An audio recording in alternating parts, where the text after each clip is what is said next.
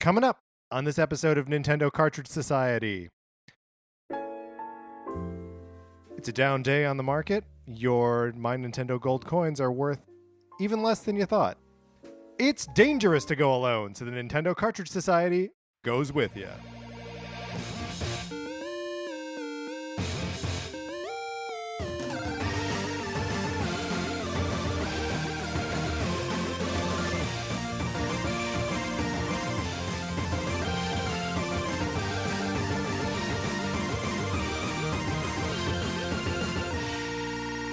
Welcome to Nintendo Cartridge Society. My name is Patrick Ellers. I am joined, as always, by my co-host, Mark Mitchell. We have got a good show for you today. We're going to be talking about the news from the week, including an update on My Nintendo and also the Kirby Star Allies demo. Then come back on Thursday, and we are finally going to be ranking the dungeons from The Legend of Zelda, The Ocarina of Time. So come back for that. Mark, are you excited about that? Finally, at long last. We so seldom set goals on this show. And the fact that we laid this one out like a month in advance and then put it off a week. And then now it's here like Christmas. Yes, it feels like Christmas. Mark, I think you nailed it. The weather's boring. The weather's boring, which is what I'm stumbling over here. It's cold. Mm-hmm. It was raining over the weekend. Uh-huh. I apologize. Our guest weather today is from Memphis, Tennessee. Memphis seems like they're doing about what we're doing. Yeah. Like kind of rocking the 60s maybe. Memphis is the LA of Tennessee. So congratulations, Memphis. Yeah, congratulations. You do get big ups, but most of all, you get congratulations. Because we're insufferable LA people. That's right. You have finally risen to the level of insufferable LA people. You're as good as us now. Congratulations. Congratulations. Also, congratulations to everyone who is borrowing my copy of Sonic Forces as it jet sets around the globe. Or at least up into Canada, which is where it currently is. It's like Lucky Lindy. That's right. It's a globe-trotting little game there. If you would like to get on the list and eventually borrow my copy of Sonic Forces, and I do say eventually because there is a little bit of a list here now. But that's a selling point. Because one, you don't know when it's going to show up to you. Oh yeah, it's like it's a present you give future you. Right? Yeah. Because all you have to do is send an email with your address to Nintendo Cartridge Society at gmail.com. And then probably about a month to 2 months later, you'll get my copy of Sonic Forces in your mailbox. It's like finding $20 in your pocket. If you had put the $20 there knowing that you'd forget about it and then eventually stumble upon it. It's like finding $20 in your pocket when all you had to do was email someone else about that $20 months previous. I'm just saying it's a good deal. All right, Mark, let's get into what we've been playing this week.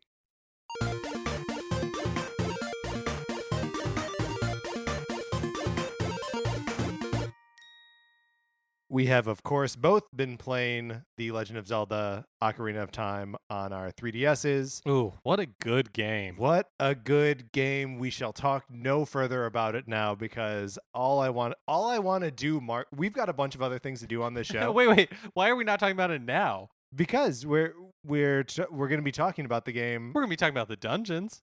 Okay. We're not going to be talking about the gameplay experience. All right, let's talk about the gameplay experience. It's great. That's all I have to say. I agree. Mark, you've been playing the Kirby Star Allies demo? Yeah, that's right. It finally came out in North America. I like Kirby. I didn't like the Epic Yarn game, but that's because I don't really... You don't like Good Feel? I don't like Good Feel. But I downloaded this. I was really excited.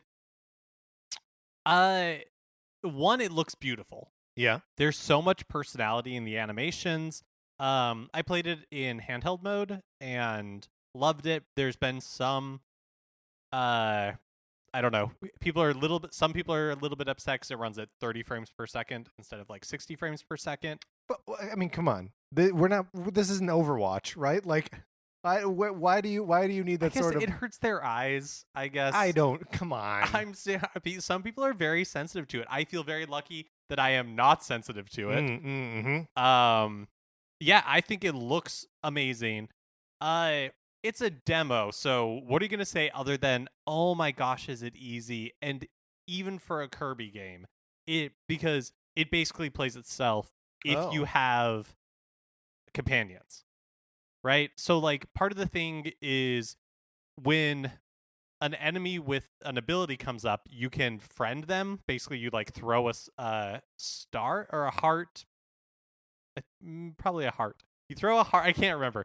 It's either a star or a heart. A heart makes more sense. You're like capturing his heart. Yes. In mind. So you generate a heart, and then you like by pushing a button, and then you throw it at him, and that turns that enemy into like an ally without those powers, and you can have up to 3 of them with you at a time. Yeah. When you're doing that, they are very aggressive. Oh, they really? are very aggressively playing this game. So you can like in the first one, the first level, there's 2 levels, one that's marked as easy and one that's marked as like more challenging, and neither of them are they're both challenging easy, in the right? slightest, yeah. And so you get to the end boss, and it's like that big tree thing that drops because apples. Of course it is, right? Of course it is. And you could do nothing, and your AI companions will just like destroy that tree for you. So this is how I feel about most Kirby games. Yeah, you're not wrong. Okay. I mean, Kirby games aren't hard. Right. They just aren't. They're just like a thing that you sort of experience. There's platforming in them, but like you can fly. I don't know. For me, Kirby is at its best. I really liked Epic Yarn because it is easy, but there are so many different things to find in every level.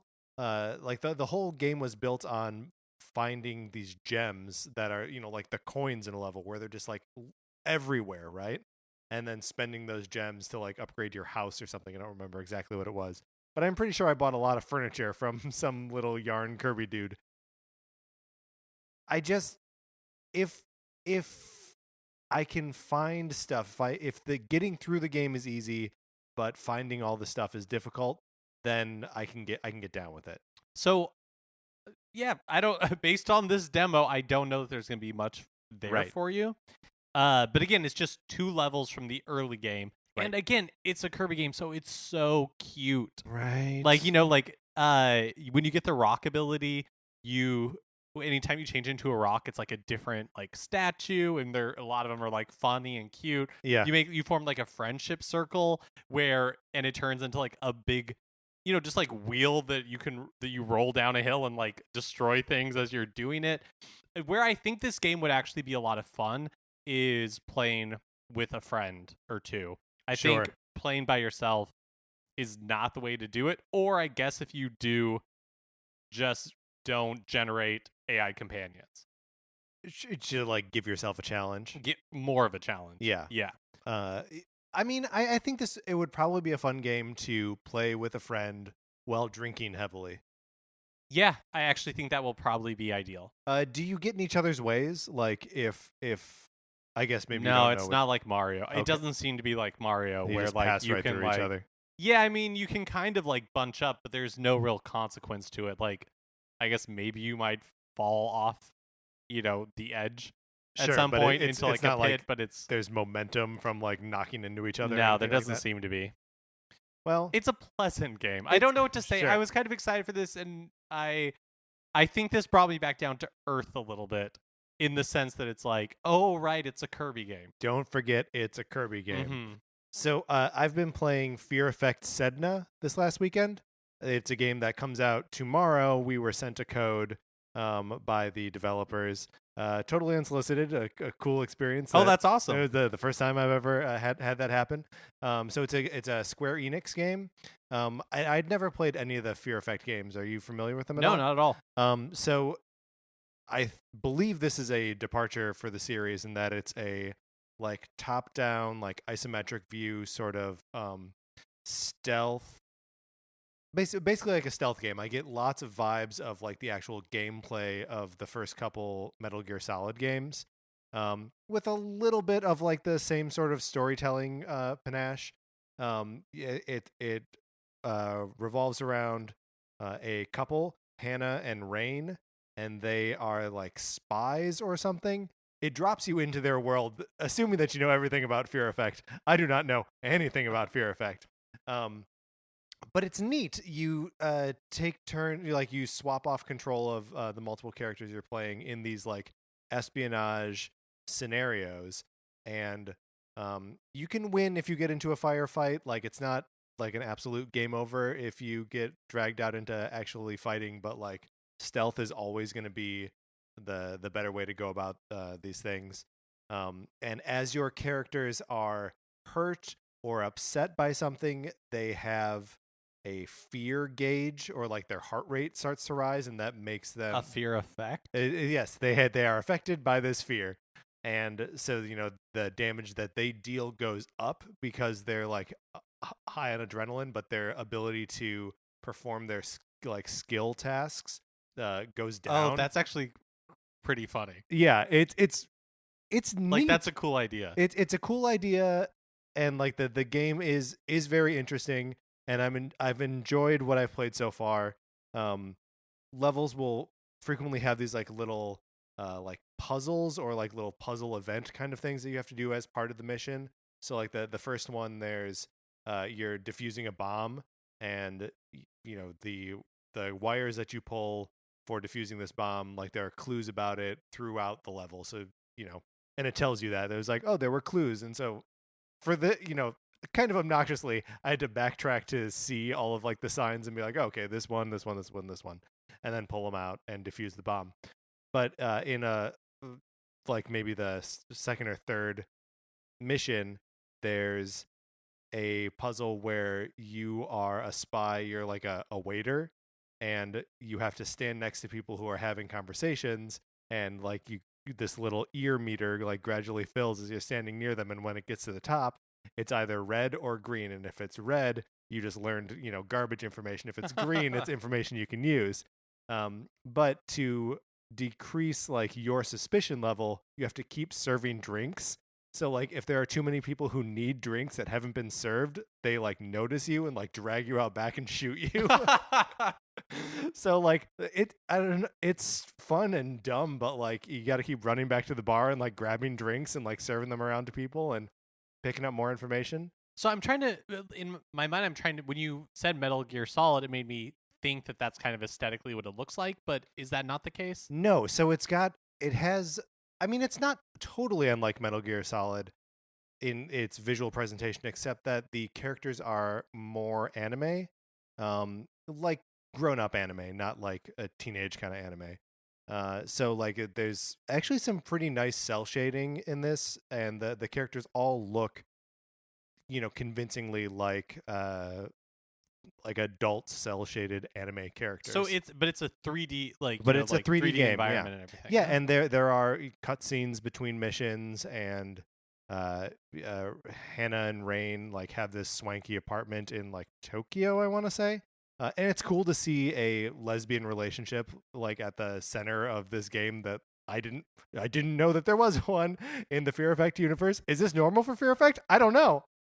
But so I may be a little bit of a Fear Effect fan now. It honestly sounds really fun.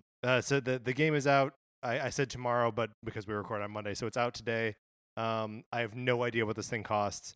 But if it's like $15 or $20, like it's totally worth checking out. And I'm enjoying it thus far. All right, that's what we've been playing this last week. Let's get into the new releases and what we might be playing next week.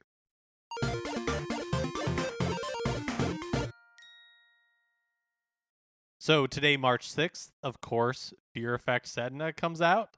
There you go. And also Scribblenauts Showdown. Hey, Scribblenauts Showdown. We were just talking about that. Mm-hmm. That's exciting. Yeah.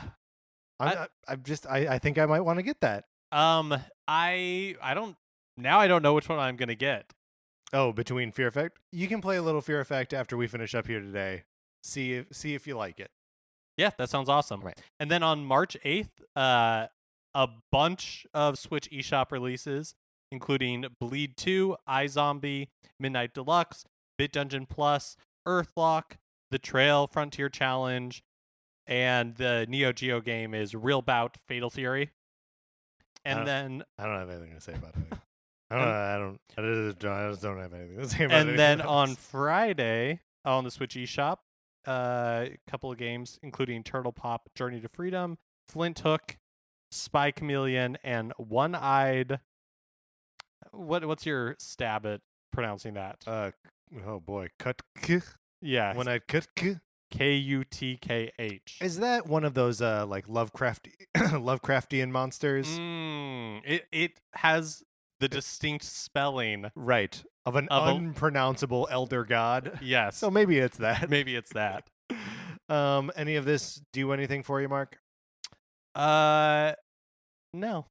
Yeah. Me neither. We're just we're sitting in sort of the if I say fallow period, is that what I mean? Yes, I think it is what you mean. Fallow, a period where it's not growing. It's Mhm. not. Yeah. There's a lot of stuff, but like, I mean, what do we want? We got Fear Effect and Scribble Knots. Yeah, we don't want to be greedy. No, let's not be. We're greedy. not Memphis. Ugh. No, Memphis. Big ups. Big ups And to you, congratulations. man. And congratulations.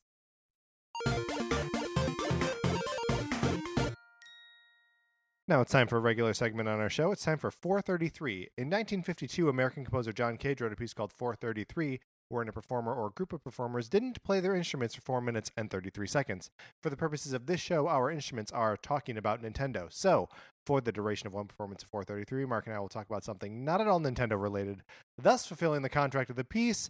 Mark, today we're going to be talking about arm wrestling. You have brothers. Yeah. Did you do a lot of arm wrestling growing up? So we would do arm wrestling tournaments as like a family activity. Really? Mm-hmm. How do you organize an arm wrestling tournament? Fairly easily. How long does a tournament last? Not very long. like Usually 5 minutes? Maybe like 5 minutes. Okay. The perfect length for a family activity. That's We're like, we all love each other. We love each other. We're good. Yeah. Okay, great. okay. Good. Break. Now, let's all go back to our corners. What is the appeal of arm wrestling? Machismo. You, of course, being one of the more macho dudes I know. Oh, do you mean the appeal for me personally? Yeah. Well, I'm trying to like- get at your experience with arm wrestling. Oh, I hate it. Oh. Yeah, I don't think it's fun at all. But so you It's a physical show of strength. Why would I want to be anywhere near that? I don't know. I mean, if it was part of your childhood and something that you did Yeah. to bond with your family, Uh-huh. maybe I mean, you let's had a soft let's paint a spot for it. picture for our listeners who, have never seen us. You and I, of course, are both large men. We are large We men. ripple with muscles. Mm-hmm. We're both about 7.5 feet tall. We have long blonde curly hair. We are 350 pounds Mm-hmm. of pure muscle That's right. each. Or we're each like 180. I wish. It's mostly beer belly. So no, arm wrestling is not something that I like actively seek out. Yeah. Do what's the name of that arm wrestling movie? Over the top. Over the Top? Mm-hmm. He's a trucker, and by him, I of course mean Sylvester Stallone. Of course, that's who him is. And he gets into an arm wrestling contest to like impress his son.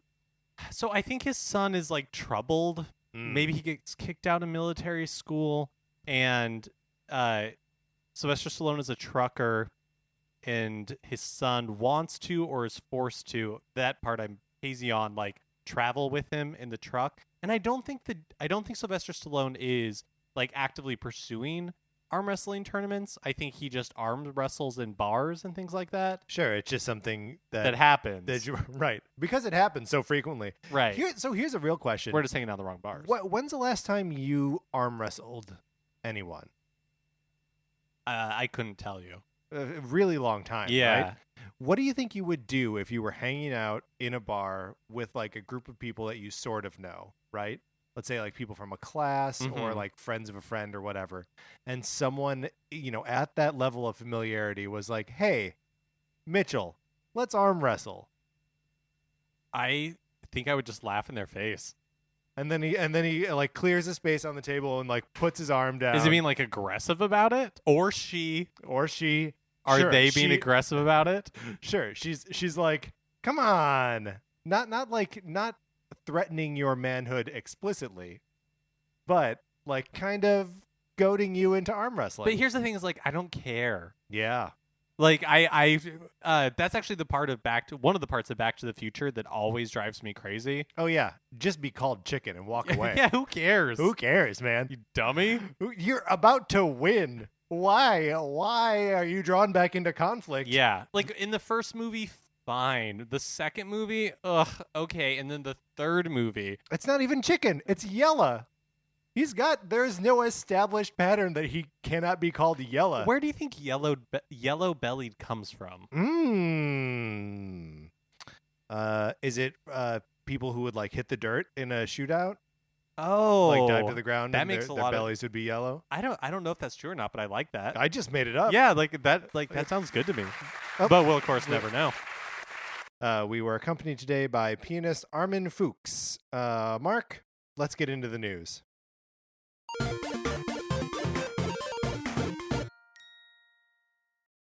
Hey, a couple of days ago was the Switch's 1-year birthday. Or anniversary, who knows? How How did you celebrate?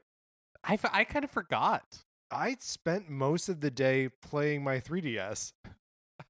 So, happy birthday, Switch. But one of the things that happened when we hit that 1-year mark is players are finding their play clocks for individual games are resetting to 0. Let's talk about this before we move on to the how is it being addressed or it is being addressed, which I guess is the end of the story. What? Like, what is this? What's happening? Why would it no longer? There's obviously just like something in there where it looks back over the course of the last year and says, over the last year, you've played The Legend of Zelda for 120 hours. Well, like, why would that ever be part of the math that, like, over the last year? I mean, I think it's just a software bug. Yeah, I mean, I agree, but it seems like a weird bug. Yeah. But it also, I guess, speaks to the same thing of, like, why does it present the information the way it presents it anyway? It doesn't say, you played The Legend of Zelda for 121 hours and 56 minutes. It says you've played it for about 6 hours. You know what I mean? Well, and it also changed the way that it did it because originally, until you played like 5 hours or more, right. it didn't show. It just said like played for a little bit. Right. Or like first played Right. a So it's couple like days when ago. you first turn it on, if you just turn it on and play like once, then it'll just say first played on this date. Right. And then after you play for about 2 hours, it would change to played for a little bit or something like that. Right. And then after you played 5 or more hours, it would say played for 5 or more hours. And it kind of goes up seemingly at like 5-hour increments. A couple of software updates ago, it changed. So it still says first played and played for a little bit. But then at like 2 hours, it starts counting the hours that you've played. I wish it would just tell you how many hours you'd played a game. Like, why is it being withholding with this information? I don't know. There must be some reason that they are choosing to be vague about it. Yeah, I don't know. I can't imagine what that is. I don't really know either. But I mean, really, as far as like Nintendo's software or online systems or whatever functionality goes, it's a low level complaint. yeah, But it's baffling. It's demonstrative of this, like, we just do it this way. Right. Like, there's definitely a better way, but we just do it this way. Or like or one of those like cagey, like, no, we do it this way for a reason. And then the follow-up question is, what reason is that? And the answer is always, It's we're more not going fun. to tell you. Yeah, exactly. It's more fun. Anyways, Nintendo has acknowledged the problem, assuring players that the data is still there, it hasn't been erased, and that they'll be fixing this bug in an upcoming update. Well, so there you go. Also, starting yesterday, March 5th, My Nintendo Gold points can be used to receive discounts when purchasing Nintendo Switch games from the eShop.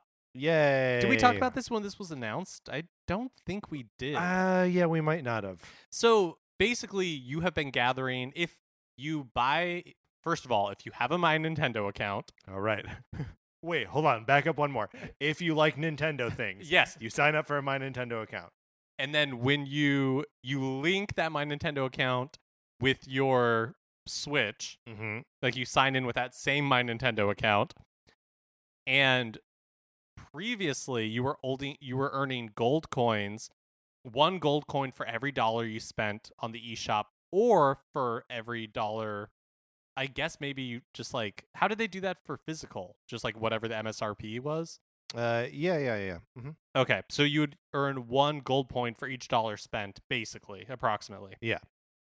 But you could not redeem these My Nintendo gold coins for anything on the Switch. And these gold coins go bad after a year. Yeah, they expire after a year. So Nintendo very recently introduced this update to the way that gold coins are earned and work.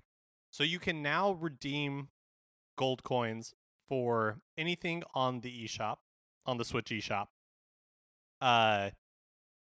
And it's 1 gold coin equals 1 cent discount. So almost nothing. So 500 gold coins Right. is $5 off. Almost nothing. So, yeah, but I mean, the other thing is that if anything you buy on the eShop, you get 5% back. Sure. So, like, if it was a credit card, 5% cash back Yeah, okay. is very good. That's right. Here's the thing, though.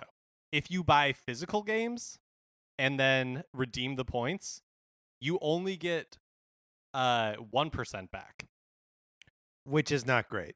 Which is way worse than it was before as well. Right. So if you buy a lot of digital games like myself, going forward, it's like I'm getting 5% cash back on everything I buy at the eShop. That's not bad. Right. Whereas when I've been buying physically, I get just 1% back. That's right. But I also spend less on the games because I'm buying them physically and get a 20% discount at either Best Buy or Amazon for those early whatever. Exactly. The other thing is that any gold points you earned previously to this just devalued significantly. But because before, you were earning $1 you were earning 1 gold coin for every dollar you spent. Right. So I think I've earned like 780 something gold coins. Now you get a gold coin for like every penny you spend. And so if you spend $30 in the eShop, you get 300 gold coins. So that means I would just need to spend $90 and already earn more gold coins than I've earned in the entire year that the Switch has been out. Mark, this math has lost me. I've done like the worst job of explaining this. Like I really have. I can't imagine that anybody's like, "Oh yes, I'm following this very closely." Well, it's what strange a wonderful job. Because you are standing in front of me in like your graduation gown and like with that hat, and you're standing in front of a chalkboard and you're explaining this all to me, but like it's just going right over my head. Yeah. So basically what it comes down to is that moving forward, if you buy things digitally, you get 5% back. That's a pretty good deal. Any gold coins that you earned before, like I am getting $7, basically like $8 off the next thing I buy on the eShop, which is not bad. It's all like basically a free indie game. Have you purchased Mighty Gunvolt No, Burst yet? see, I'm probably going to do that. it for free, Mark. Not for free. I'll have to spend like right, $3. Sure. Or Fear Effect Sedna, maybe like $12. Yeah, I don't know how much it costs. Or like 18 or something. Right. So I think people are like upset about this, but if you think about it like a cashback credit card, I don't know. It's no Club Nintendo, which was pretty awesome. I guess I don't ever remember actually using my Club Nintendo points. You never like bought calendars or like Kirby plushes or no, not really.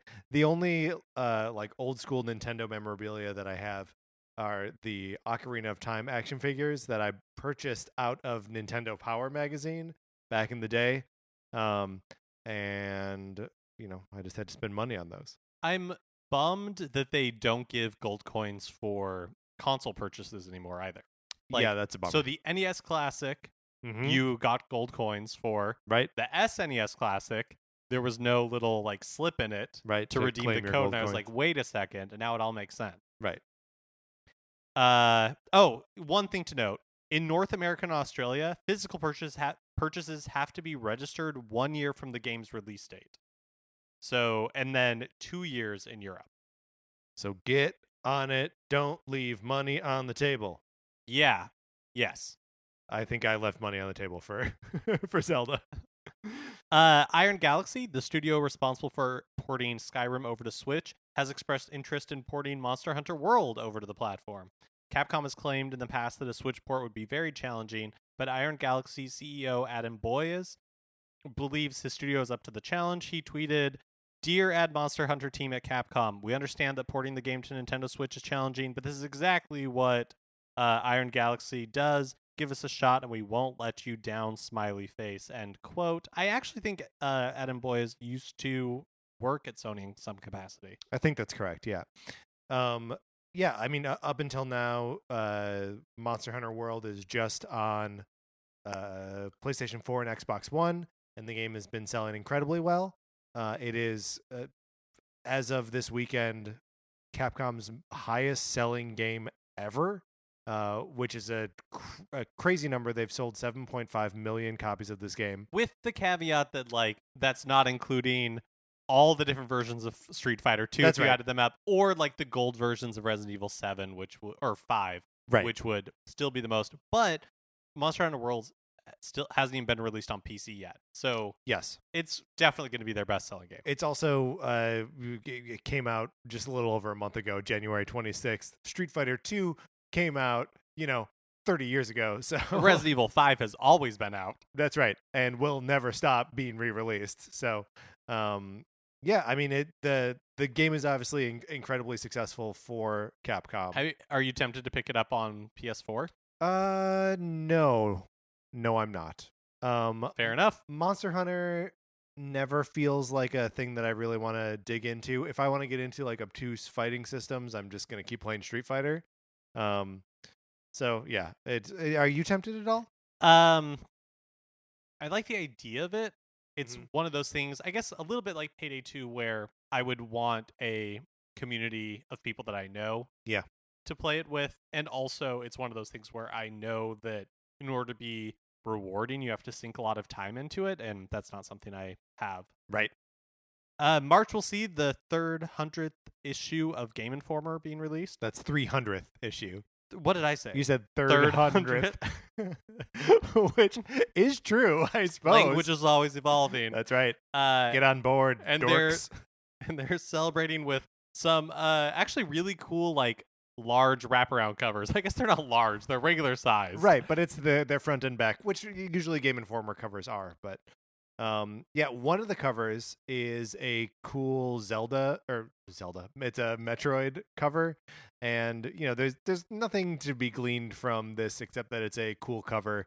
And so look up Game Informer 300 Metroid, and you'll see some cool artwork. Why can't Zelda crawl? Why can't Zelda crawl? Data miners have picked through the most recent update to Super Mario Odyssey and discovered some new outfits and new hint art have been added to the game's files.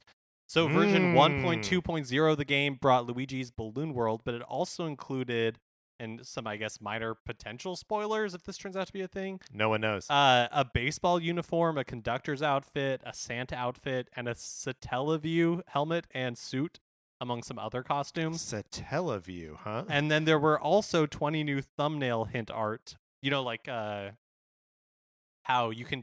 it prompts you to take screenshots of like art you'll find on the wall, and it's for hidden moons somewhere in a different world or kingdom. Apparently 20 more of those have been added to the game's files. So we had a listener question a few weeks ago about the potential for Mario Odyssey DLC, and at the time I said I didn't think it was going to happen just because there's already so much content in it, and that they didn't announce anything beforehand, which up to that point seemed to be the way that they were doing things. Right. But it seems like the evidence is mounting that something is coming down the line. Who knows if it'll be just like free content like Luigi's Balloon World is, but probably more likely it's going to be some sort of DLC. Oh, you mean like DLC that we have to purchase? Or yeah. I wonder if we will ever, because for me, they can keep like putting new features into the game, and it'll be stuff that brings me back to it, every time. I like this game. I fundamentally like all of the kingdoms, and, a reason to run around any of them again is worth it for me. But I think where it like crosses the line over into like this is a big deal DLC would be with the introduction of a new kingdom, and I don't think we're ever going to see that. Oh, you don't think so? Nah, I think they'll continue to be like, here are new ways to interact with the space that's already there. Here are new outfits, and here are new like internal goals that you can chase after for yourself. Like there's a whole ranking up system in Luigi's Balloon World, and it's super fun and I love doing it, but like it's a new way to interact with the pieces that are already there, and I don't think they're going to put new pieces into the game. I feel like Nintendo isn't immune to this whole movement in games where developers just continue to like fiddle with things and keep engaging players over time, instead of just being like, and here's the game and we're done with it, and then enjoy it for however long you're going to, and then you'll move on to the next thing. And so I'm kind of surprised we never saw anything with Mario Kart 8 Deluxe. Yeah. Like that they've left that alone. I mean, it was a complete package, but I don't know. It would not shock me if like Mario kind of has this, or the Smash Brothers that's coming down the line has to be allegedly that we see more of this like Splatoon 2 slow like rollout of features rollout, every couple of months to get you re-engaged with the game.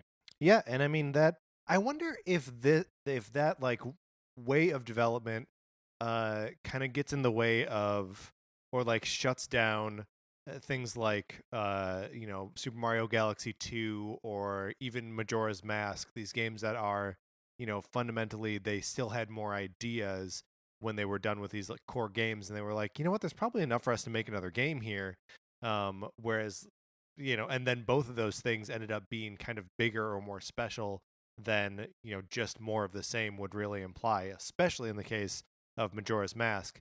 If they could just add another dungeon or whatever, or another town to Ocarina of Time, would we ever have gotten Majora's Mask? I think that's a good point, but it's a balance, isn't it? Like, yeah, absolutely. Super Mario Galaxy 2, I don't know that any of the content that's in that game would have been fundamentally harmed by just being like downloadable content for Super Mario Galaxy. Like in that instance, I don't know that we really gained anything by it being just like a completely new sequel, other than this business model didn't exist at the time. Yeah, I mean, I guess I would argue that there are like just structural differences in between Galaxy and Galaxy 2. Galaxy 2 has that like Mario 3-esque kind of overworld map instead of like traversing the Rosalina starship. Sure, but and I mean, it's like, maybe nitpicky, but like, but do you think that added like so much to the game that you would have missed it if it didn't exist? I think it is just a friendlier game to play because of it, that you don't have to be like, how do I get over to this area? Oh, sure, that's fair, yeah. That you're just like left to right on a map, on a timeline basically. And also like the end game of Galaxy 2, if like they would go back through and put 3 green stars in every world across both Galaxy games, I mean, that would be great.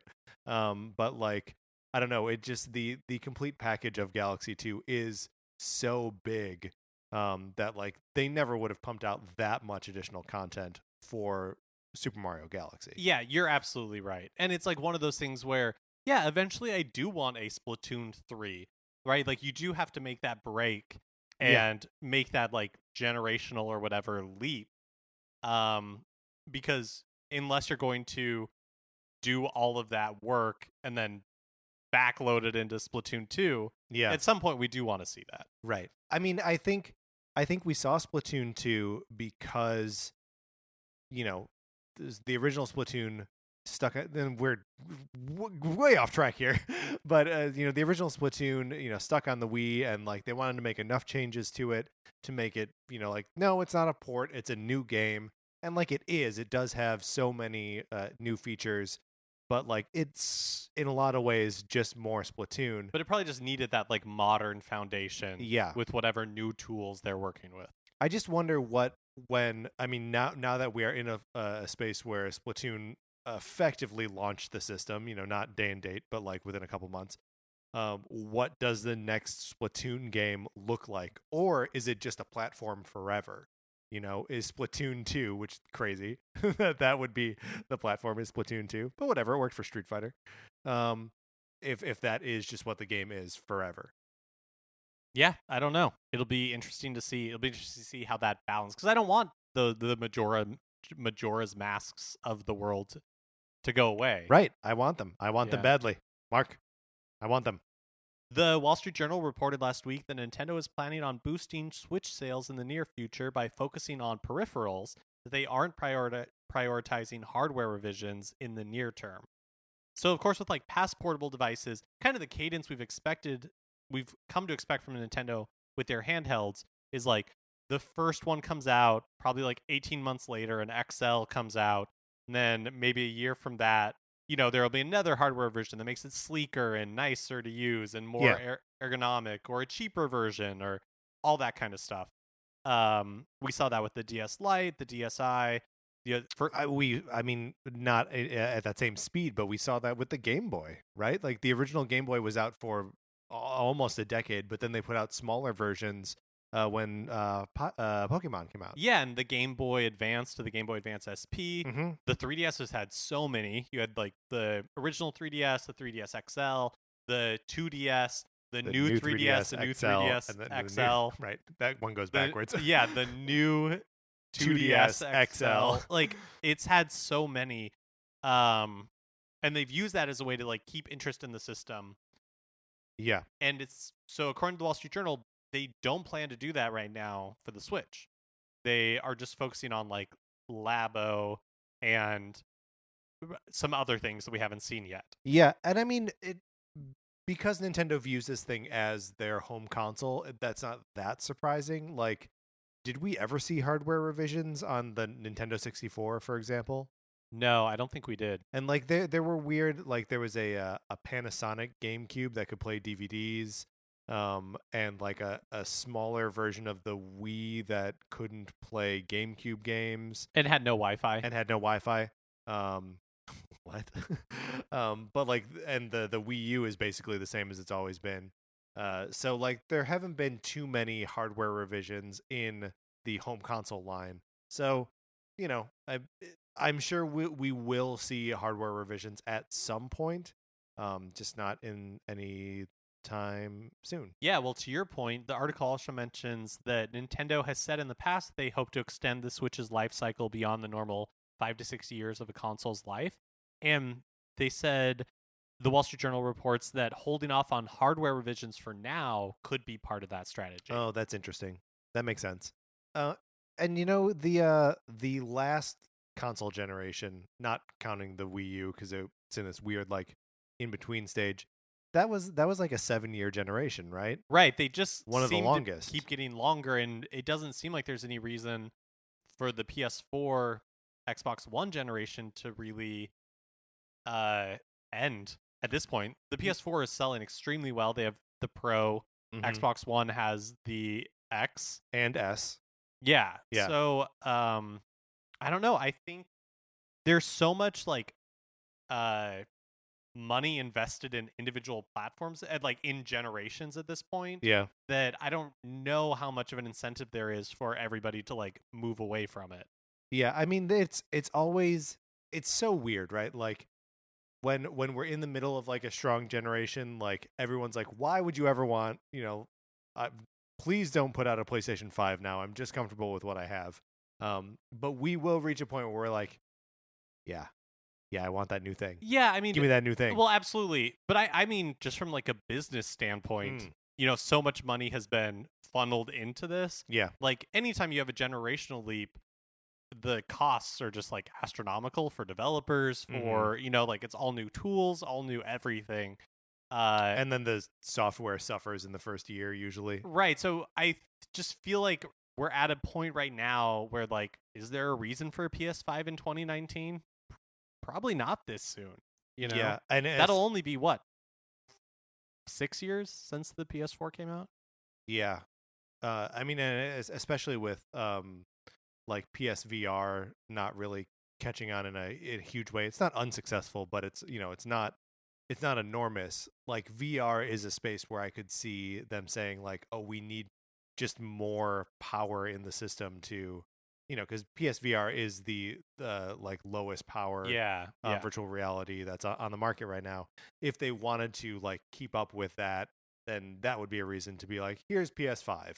It comes packed in with VR or whatever. But I mean, back to Nintendo, what incentive do they have to, do something, first of all, to step away from this like hybrid model that they have in the Switch, or even just to iterate on the Switch itself, like Switch 2, what is that? They're never going to do a Switch 2, right? There's always this speculation Yeah. before every Nintendo console comes out that it's basically going to be like from the NES to the Super Nintendo type of, it's basically the same system. Just Super with, Switch. Like, yeah. Yeah, Super Switch. And if there were ever a system that it makes sense, it would be the Switch. Yeah. But who knows? Who knows? And maybe it'll be a 3 Switch, like the 3DS. There's a North American and European Splatfest coming up this weekend in Splatoon 2. The argument battle, I guess it's not really an argument. The battle is over which came first, the chicken or the egg. Okay, now Mark, you and I, we are men of science. Yes, we believe in science. We understand evolution to some extent, right? Right. We know that. Was there first a chicken or an egg that a chicken hatched from? Neither. There was goo that crawled out of the ocean and eventually became the real chicken. Answer is God said. And that's why I'm abstaining from this blasphemous Splatoon 2 Splatfest. No, there was a bird that was very much like a chicken that laid an egg, but that bird was not yet a chicken. Yes. This egg hatched. And chicken. And then it was a chicken. So the egg came first. I'm fine with that. Okay. Also, is a chicken egg an egg that comes from a chicken or an egg from which a chicken hatches? It's both. Not in this case. So you're saying that this Splatfest should really be... Yes. Is a chicken egg an egg that hatches a chicken or that was laid by a chicken? Well, I'm obviously Team Hatches chicken. I'm also Team Hatches chicken. Well, that's settled. Finally... when is the Splatfest? Oh, sorry, of course. It's starting this Friday in North America. Check your local times. This Friday at 8 p.m. Pacific time. Perfect. And then finally, if you felt a cloud lift above you, like a dark cloud that was, like ominous, and you felt it go away, that's because... It wasn't just Memphis becoming more like Los Angeles. That's right. Congratulations. The Super Mario Wiki Twitter account noticed an update to the Japanese Mario website, which restores Mario's status as a plumber. We did it. Guys, so accomplished here. Back in September, a change was made that removed his profession, but that nightmare is over. According to the Super Mario Wiki account, the added line on the Japanese website translates as, quote, his occupation is plumber, however, his activity is not confined to that area, end quote. His activity is not confined to that area. And I think that's great. It's like, oh, you work as an office temp? You are not labeled as an office. You're not in that office temp box. You are not limited by that. You're whatever you want to be. And I think we've always known this about Mario, right? Yeah. We've seen him do very little actual plumbing. No. He doesn't seem like he'd be very good at it. Well, why? I don't know. It's like too energetic. He's too like busy. Yeah, you're right. He would just be like trying to like do plumbing things as quickly as he could. He wouldn't give it like the time and energy Yeah, sure. I mean, sure, he has like some. Obviously, he had to be an apprentice, so like he has some stick-to-itiveness, but not. Here's what I would guess about Mario as a plumber, is that he has a lot of skills and he gets a lot of stuff done fast, but like he's not going to keep his appointments. He has a lot of excuses. He's gonna misinvoice you all the time. Yeah. Like it's gonna be And like you're gonna be forgiving because he's a nice guy and he's busy and you get it. Yeah, But it's still and like when rubs he's you there, the wrong way. when he's there, like he is fixing your stuff. Yeah. And like And he's great. engaged. Right. He's making eye contact. Right. Yeah. And it smells nice. Yeah. Like, he comes prepared. He's not Luigi. Right. All around, it's a positive experience, except for when he's not there and you're like, I've been trying to chase this guy down. He said he needed to order a part. What is the anti-plumber? Like, what is Wario? Like, what is Waluigi? Is this like a Thursday topic? Should This we not is a delve into Thursday this? topic. Yes, You're right. You're right. Yes, this may even be for next week. We need to determine what the proper occupations for the other members of the Mushroom Kingdom, what they are in the real world, I guess. Yeah, I feel good about that. All right, Mark, let's move out of the news.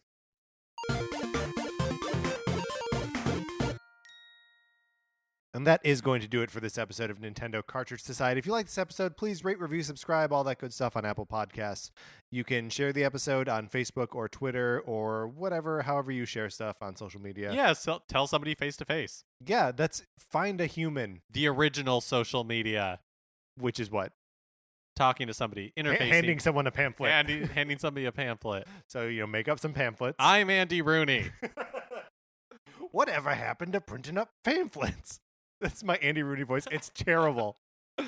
You can follow us on Twitter. I am at Patrick_Ellers. Mark is at MKE Mitchell. Collectively, we are at NinCart Society. Check out the Facebook page. It is just Nintendo Cartridge Society. Remember, come back on Thursday. We are ranking those Zelda dungeons. If you like Mark and Mine's opinions, you can check out our comic book reviews on retconpunch.com. Olivia Duncan made our logo. Our theme music is provided by 8-Bit Betty. You can find more of 8-Bit Betty's music on his website or by listening right now. For my co-host, Mark Mitchell, this is Patrick Ellers saying carpenter? Is carpenter the opposite of plumber? Thanks for listening.